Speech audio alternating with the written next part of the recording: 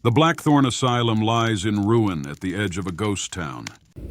Trees with twisted, gnarled branches claw at the crumbling brickwork as if nature itself is trying to reclaim the land. The entire place is smothered in a perpetual gray fog that muffles sound, as if the asylum exists in a place removed from reality. The air reeks of mildew and rust, mingling with a faint, inexplicable odor of rot. Inside, the walls are lined with peeling wallpaper and corridors stretch endlessly, looping back upon themselves. Each hallway is darker than the last, lit only by the faint glow of ancient, buzzing light fixtures that never seem to die. As she ventures deeper, our protagonist notices that each room holds a fragment of her sister's life at Blackthorn. Sometimes a glimpse of her laughter, other times a shadow of her suffering. Each room trapping her in visions so vivid that they're indistinguishable from reality. The boundaries between her memories, hallucinations, and the present dissolve as the asylum's twisted grip pulls her into its depths. Our main character is a woman on a mission, a relentless, justice-fueled drive to uncover what really happened to her sister.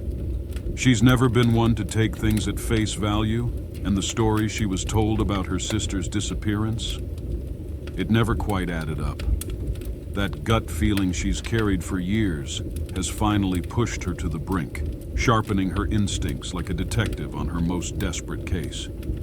Her journey takes her to the ruins of Blackthorn, a place heavy with secrets and shadows. But she's not alone. As she explores the decaying halls and overgrown grounds, she starts to see her sister, or at least fleeting visions of her. They aren't just memories, though. These moments are vivid, raw, and feel disturbingly alive. Sometimes they're warm and familiar, pulling her back to happier times. Other times, they're pure terror, as though her sister is trying to show her something important, something urgent. It's almost as if her spirit is there, guiding her step by step toward the truth.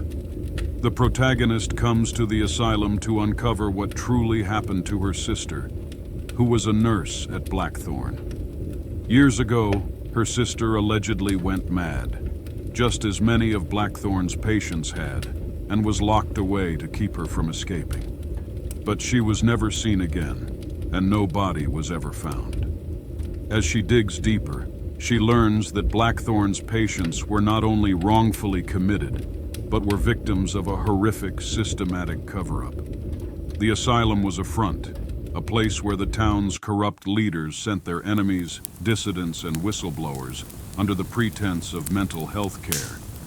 But those admitted were subjected to horrific experimental treatments, from untested sedatives that warped the mind to isolation therapy that could break a person in days.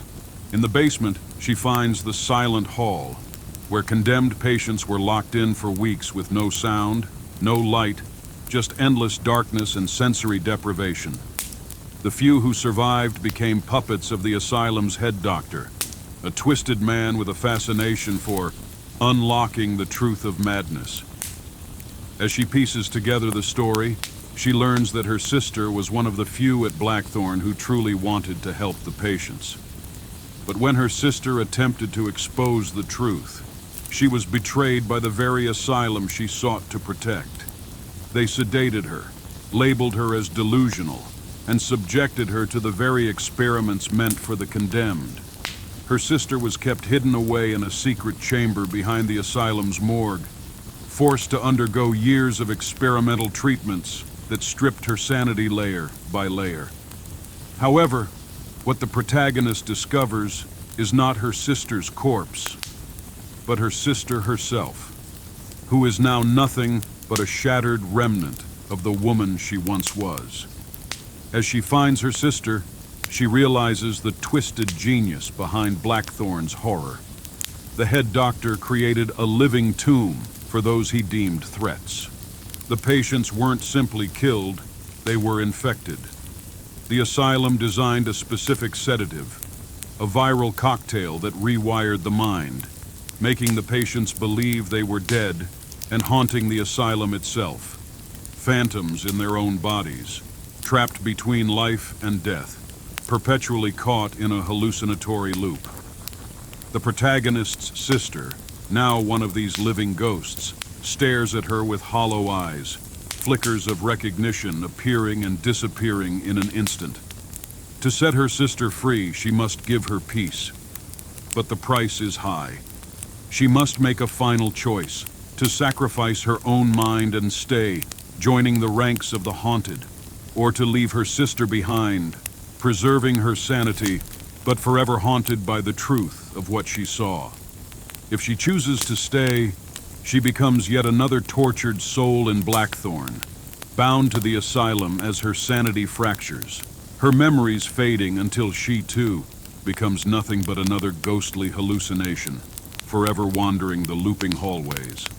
She'll join her sister, their hollowed minds sharing a twisted form of eternal companionship. If she chooses to leave, she escapes the asylum, but with one final horror. She starts to hear the whispers of Blackthorn even outside, flickers of her sister's face appearing in mirrors, the scent of the asylum's rot haunting her every step. The asylum has marked her, and it will follow her, waiting for her to return and take her place.